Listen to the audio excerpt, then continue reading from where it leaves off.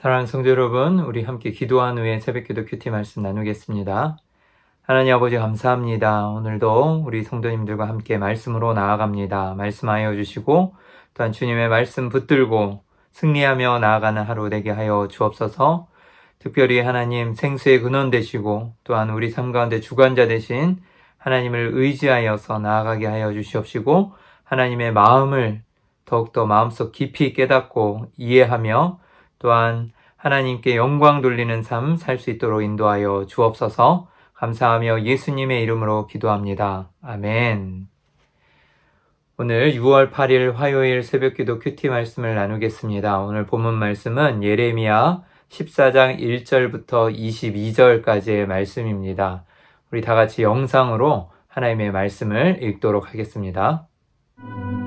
가뭄에 대하여 예레미야에게 임한 여호와의 말씀이라.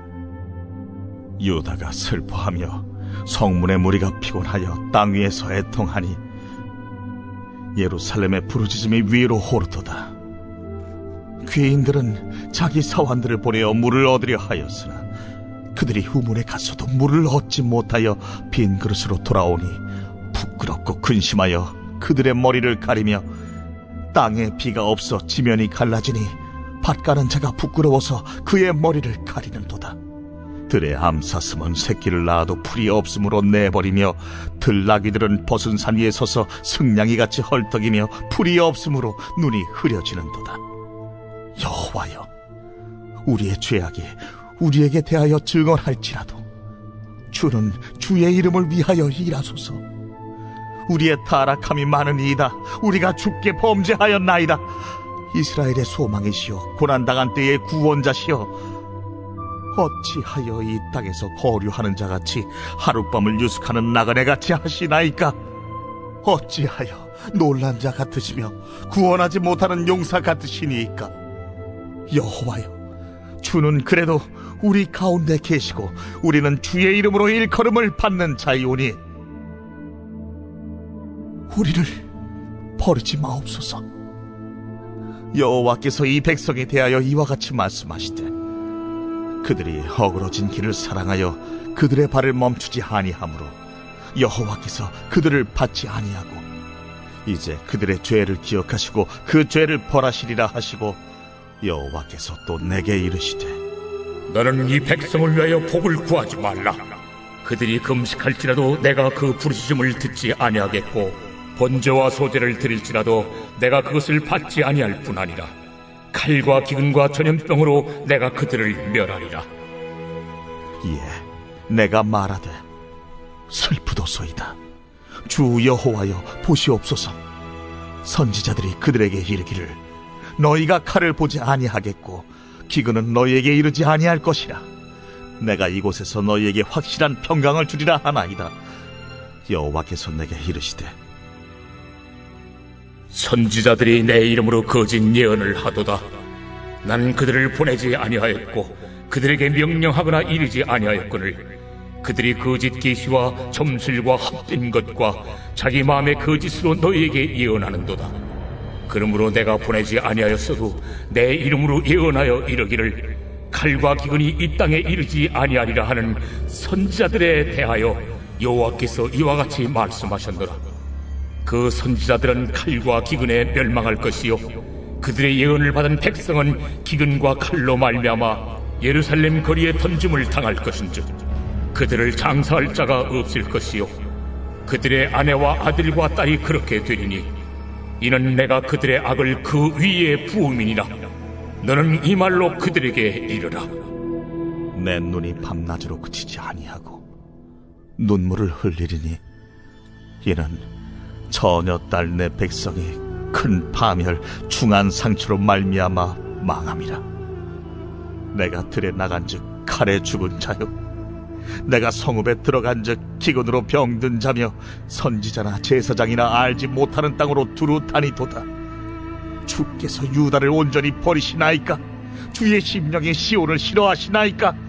어찌하여 우리를 치시고 치료하지 아니하시나이까? 우리가 평강을 바라도 좋은 것이 없고 치료받기를 기다리나 두려움만 보나이다.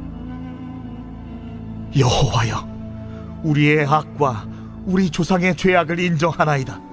우리가 주께 범죄하였나이다. 주의 이름을 위하여 우리를 미워하지 마옵소서.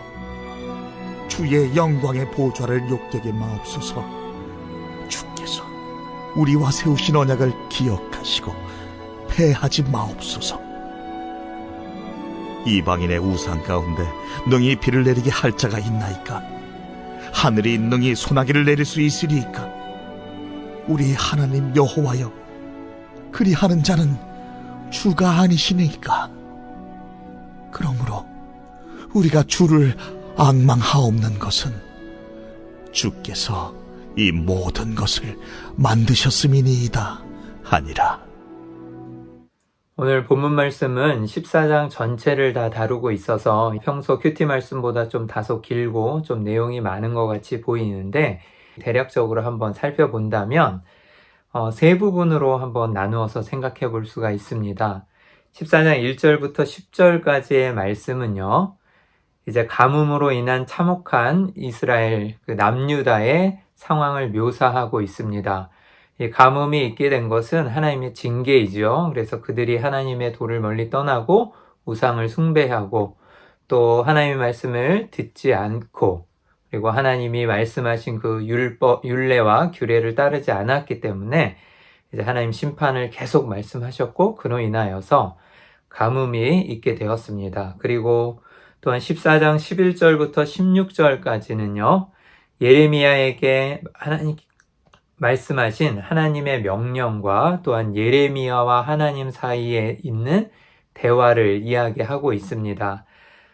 그리고 17절부터 마지막 22절까지의 이 세 번째 파트는요, 남유다를 향한 하나님의 탄식이 잘 나와 있고요. 그리고 또한 예레미야의 하나님을 향한 이 탄원, 그래서 예레미야가 남유다 백성들에 대한 이 고통과 심판을 보면서 하나님께 말씀하는 탄원의 내용이 나와 있습니다.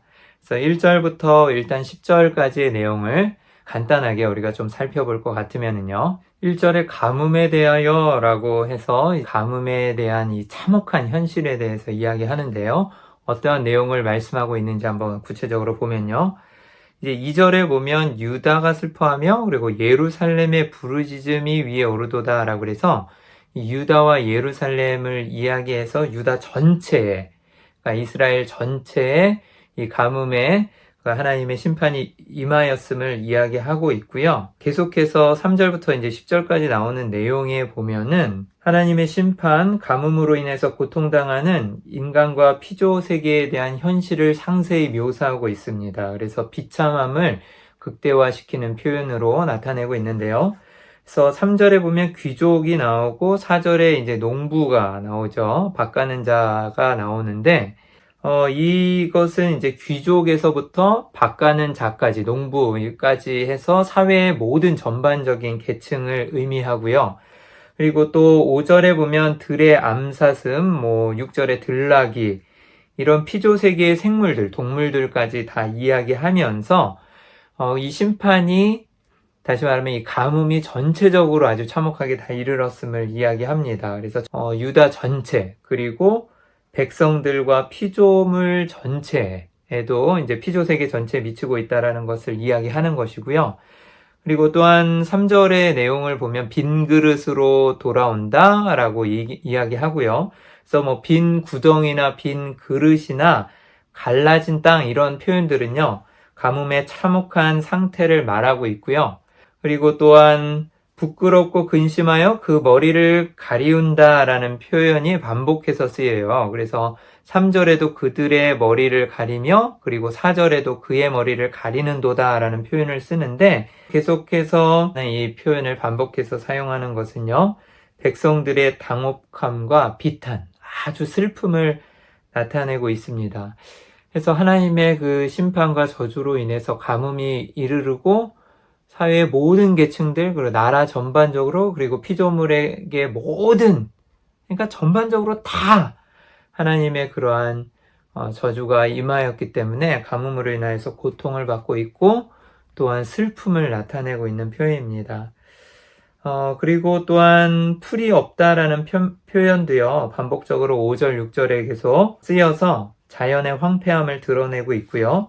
그리고 그 결과로 인해서 들의 암사슴이 새끼를 버리고 들나귀가 숨을 헐떡이고 눈동자가 풀리는 그러한 상황들을 묘사하면서 고통을 아주 생생하게 전달하고 있는 것입니다. 그래서 예레미야는 이러한 사실적인 묘사를 지금 1절부터 10절 사이에 말함으로써 하나님의 심판의 참혹함 그리고 아주 고통스러운 상황을 이야기하고 또한 선언하는 것이죠. 묘사하고 있는 것입니다. 그래서 예레미야는 이제 7절부터 9절까지의 이 말씀에서 하나님의 심판으로 인한 백성들의 탄원을 이제 소개하고 있지요. 그래서 어찌하여 놀란 자 같으시며 구원하지 못하는 용사 같으시나이까.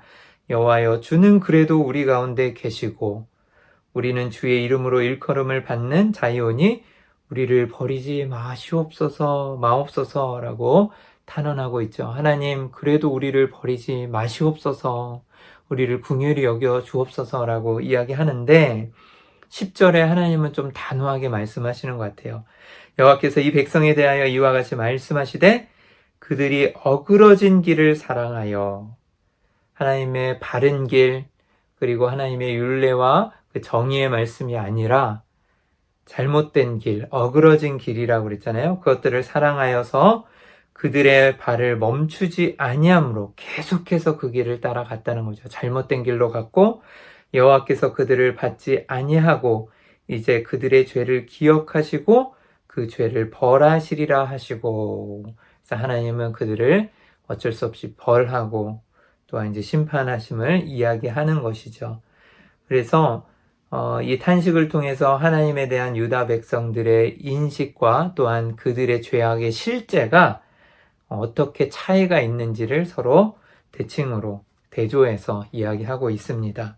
그리고 이제 11절부터 이제 16절까지의 말씀을 좀 한번 살펴볼 것 같으면요. 11절에서부터 12절은 여호와께서 예레미야에게 명령하신 그 말씀이 있습니다. 11절에 여호와께서 또 내게 이르시되 너는 이 백성을 위하여 복을 구하지 말라.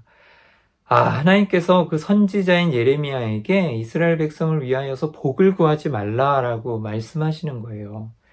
그리고 그들이 금식할지라도 내가 그 부르짖음을 듣지 아니하겠고, 그 이유, 복을 구하지 말라는 것은, 그리고 그들이 회개를 선포하고 금식을 하고 괴로워하면서 하나님께 다시 매달리고 부르짖을지라도 하나님이 듣지 아니하시겠다라고 말씀하시는 거죠. 그리고 그들의 제사도 받지 않겠다라고 말씀하시면서 번제와 소제를 드릴지라도 내가 그것을 받지 아니할 뿐 아니라 칼과 기근과 전염병으로 내가 그들을 멸하리라.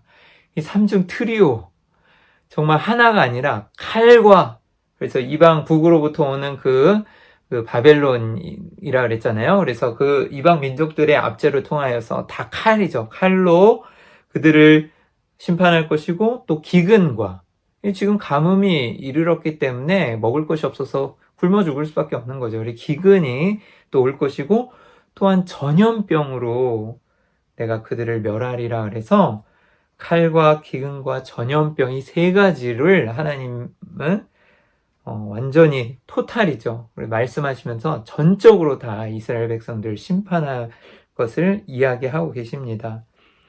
그러니까 얼마나 이 참혹하고 또한 아주 어렵고 힘든 상황이겠습니까? 그래서 13절에 이에 내가 말하되 슬프도소이다. 슬플 수밖에 없겠죠. 이렇게 하나님의 심판이 이르렀고 그것을 하나님 복두하지 말고 아무것도 그들이 부르짖어도 듣지 않겠다 말씀하시는데, 그 선지자로서 그리고 자신의 동족인 남유다 백성들을 바라보면서 예레미야는 정말 슬퍼하며 눈물로 기도할 수밖에 없었겠죠. 그래서 슬프도소이다. 주 여호와여 보시옵소서. 선지자들이 그들에게 이르기를 너희가 칼을 보지 아니하겠고 기근은 너희에게 이르지 아니할 것이라 내가 이곳에서 너희에게 확실한 평강을 주리라 하나이다. 또 슬픈 이유는요, 하나님께서 칼과 기근과 전염병을 그들에게 임하게 하고 그것으로 멸하리라 해서 선포를 했는데, 이 거짓 선지자들이 또 외치기를 아니다, 우리는 칼을 보지 아니하겠고 또 기근은 너희에게 이르지 아니할 것이다, 그리고 또한 너희에게 확실한 평강이 있을 것이다 라고 거짓 선지자들이 예언을 한다는 것이죠. 14절에 보면은 그들의 예언은 거짓 예언이라고 나옵니다. 그래서 선지자들이 내 이름으로 거짓 예언을 하는도다 하나님 말씀하시고, 또 15절에 오히려 그 선지자들이 말미에 보면 그 선지자들은 칼과 기근에 멸망할 것이요 라고 이야기하고 있죠. 거짓 선지자들이 하나님의 말씀의 예언이 아니라 자신들의, 이것은 그 당시에 만연했던 그 신학인데요. 시온 신학이라고도 불리는데, 하나님의 백성이 우리는 멸망할 리가 없다. 우리는 복을 받을 것이고 하나님이 우리를 복 주시고 선택한 그 민족이라는, 그리고 백성이라는 그런 마음이 있었고, 자신들이 어떻게 살든지 간에 하나님은 그들에게 복 주실 거라고 생각한 잘못된 믿음이 있었던 것이지요. 그렇지만 그들은 하나님의 말씀을 듣는 것을 싫어하였고 등을 돌렸고 멀리하면서 우상을 숭배하였는데, 그럼에도 그들은 하나님께서 평강을 주실 줄 알고 함께 하실 줄 알았던 것이죠. 이것은 잘못된 믿음이었습니다. 그리고 또한 그로 인하여서 이제 이 백성들이 어떻게 멸망한다고 말씀하십니까? 그 삼중 트리오 제가 말씀을 드렸잖아요. 그래서 칼과 기근과 전염병이라는 이 참사의 트리오로 말미암아서 언약을 파기한 자에 대한 언약적 저주를 잘 드러내고 있습니다. 그래서 하나님과 유다 백성들의 이 언약의 관계는 어떠한 것이었어요? 하나님의 언약에 충성하고 순종할 때는 그들에게 복이 주어지고 형통하지만, 그 언약을 지키지 않고 파기할 때에는 그들에게 다가오는 것은 저주일 뿐입니다. 멸망이죠. 심판이죠. 그래서 이 거짓 선지자들은 유다 백성들을 현혹시킴으로써 하나님과의 언약을 배반하도록 했고, 안 지켜도 우리가 잘 살 수 있고 평강이 올 것이라는 잘못된 믿음을 전했고, 백성들은 무지함으로 인하여서 그 잘못된 그 선지자들의 예언을 따르고, 또한 그들이 그것을 선택하고 또한 우상을 숭배하면서도 자신들의 잘못을 깨닫지 못했던 것입니다. 이제 17절, 18절은 이러한 참담한 현실 속에서 하나님의 탄식의 눈물이 나와요. 하나님께서 이스라엘 백성들, 남유다 백성들을 심판하셨지만 그들의 죄악을 돌이키기 위해서, 그리고 어쩔 수 없이 그들을 하나님의 그 언약을 파기한 백성들에게 심판하셨지만, 하나님은 그들을 심판하고 싶지 않으셨던, 어찌 보면 심판은 하나님의 사랑인 거죠. 하나님의 사랑을 드러낸 것인데, 하나님의 마음은 17절과 같았어요. 너는 이 말로 그들에게 이르라. 내 눈이 밤낮으로 그치지 아니하고 눈물을 흘리리니. 하나님의 마음은 슬펐어요. 그리고 그 타락한 이스라엘 백성들을 심판하였지만 그것을 보면서 하나님은 눈물을 흘리셨죠. 이는 처녀딸 내 백성이, 그래서 처녀, 시온의 딸아, 처녀야 이렇게 불렀잖아요. 그래서 이 처녀와 같이 고귀하고 순결한 나의 신부가 되어야 되는 그 유다 백성들이 간음하고 배역하였던 그 처녀딸 내 백성이 큰 파멸 중한 상처로 말미암아 망함이라 라고 하면서 이 심판으로 멸망하게 된, 그리고 기근과 가뭄 가운데, 그리고 칼과 기근과 전염병으로 인하여 고통받는 그들을 보며 하나님은 슬퍼하셨어요. 이제 마지막 19절에서부터 22절까지는 예레미야의 탄식과 탄원, 그리고 또한 하나님에 대한 마음을 다시 이야기하면서 이제 끝맺고 있습니다. 수사학적으로 참 재미있는 표현이요. 19절에 세 가지 질문을 던지고, 또 마지막에 22절에 세 가지의 질문을 던지면서 그것이 맞물리면서 서로 대조가 되면서 이제 질문으로, 그리고 답변이 또 될 수도 있겠죠. 그러면서 이 글을 끝맺고 있습니다.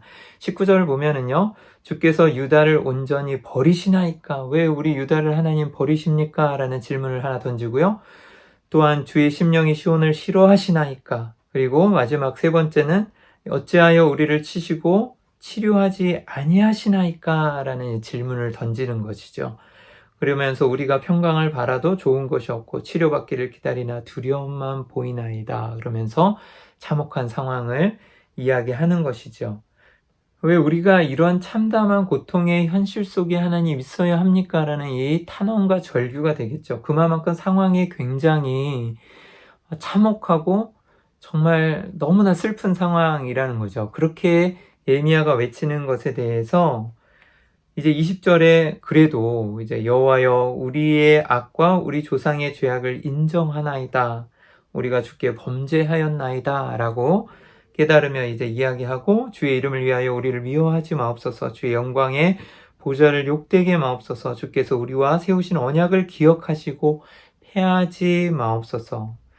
이제 세우신 언약을 이스라엘 백성들이 폐하였잖아요. 그래서 하나님 심판하시는 거지만 그래도 하나님 그 언약을 기억하여 주시고 패하지 마시고 또한 우리를 구원하여 주옵소서라는 부르짖음이겠죠. 그러면서 이제 재밌는 것은 또 세 가지 질문을 이야기하면서 하나님의 그 속성을 그리고 광대하심을 나타내죠. 22절에 마지막으로 이방인의 우상 가운데 능히 비를 내리게 할 자가 있나이까? 라고 첫 번째 질문합니다. 그래서 이방인의 우상은 다 필요가 없고 쓸모가 없는 것들이고 능히 비를 내리게 할 자, 다시 말하면 능력이 있는 자가 없고 의성은 그리고 전능하신 하나님은 오직 한 분, 우리가 섬기는 하나님이시다. 그래서 능히 비를 내리게 할 자가 있나이까? 그리고 하늘이 능히 소나기를 내릴 수 있으리까? 라고 물어보면서 우리 하나님 여호와여 그리하는 자는 주가 아니시나이까? 라고 이야기하는 것이죠. 그러므로 우리가 주를 앙망하옵는 것은 주께서 이 모든 것을 만드셨음이니이다 하니라. 천지 만물을 창조하신 하나님, 창조되신 주님을 찬양하고 있는 것이죠. 실질적으로 우상을 숭배하는 자들, 그리고 앞에도 계속 나왔지만 우상이 하는 것이 무엇이냐? 아무것도 할 수 없다. 너희 손으로 만든 그 돌들 그리고 피조물들로 만든 것들은 아무것도 할 수 없다라고 눈을 얘기하지 않았습니까? 그래서 정말 하나님 비를 주시고 가나안 땅에 왔을 때 하나님을 바라봐야 되는 땅이라고 이야기했듯이 하나님께서 비를 주셔야지만 형통케 되는 그 땅에서 비가 안 왔을 때는 누구를 바라봐야 돼요? 하나님을 다시 한번 바라보고 주님께로 하나님께로 돌아가야 되는데 그들은 비가 오지 않았을 때 이방신으로 눈을 돌리고 바알과 아세라를 섬기고 또한 간음하면서 영적 간음을 저지르고 또 실제로 신전에서 그렇게 간음 행위를 하면서 이방신을 통하여서 비를 얻으려고 했던 이스라엘 백성들의 무지함을 볼 수 있는 것이죠. 그래서 여기에도 이와 같이 이야기를 하고 있는 것입니다. 그래서 하나님께서는 이스라엘 백성들에게, 남유다 백성들에게 예레미야 선지자를 통하여서 이 질문을 마지막으로 던지면서 하나님의 그 크신 능력과 또한 주님을 바라봐야 한다는 것을 다시 한번 상기시키고 있습니다. 사랑하는 성도 여러분, 오늘 말씀에서 우리가 함께 나누고 싶은 것은 오늘 핵심 구절이라고 할 수 있는 이 17절 하나님의 눈이 밤낮으로 그치지 아니하고 눈물을 흘리나니라고 이야기하듯이 하나님의 마음을 정말 돌아오기를 회개하고 다시 한번 주님 바라보기를 원하면서 심판을 내리지만 그래도 하나님 슬퍼하시면서 눈물을 흘려 그들을 사랑하시는 그 마음을 한번 되새겼으면 하고요. 또한 세상에서 가장 무서운 좌절과 절망은 무엇이겠습니까? 오늘 본문 말씀처럼 하나님으로부터 오는 거절이 아니겠습니까? 이스라엘 백성들을 위하여 복을 구하지도 말고 그리고 내가 그들이 부르짖어도 혹은 제사를 드려도 내가 받지 아니하겠다, 듣지 아니하겠다라고 하나님 말씀하신 것처럼 그렇게 하나님의 거절이 가장 큰 좌절과 절망일 것입니다. 하나님이 그래도 우리를 사랑하여 주시고 또한 독생자 예수 그리스도를 구원하여 주신 것이 너무나도 감사한 일이에요. 원래는 우리가 구원받지 못할 존재고 우리 죄로 인하여 멸망받을 수밖에 없었던 존재였지만 하나님은 그래도 우리를 거절하지 않으시고 구원하여 주시고 주님의 자녀 삼아 주시고 오늘도 동행하여 주십니다. 얼마나 감사한 일인지 모르겠어요. 그리고 또한 마지막으로 거짓된 신념과 신앙의 위험성을 우리가 좀 깨달았으면 합니다.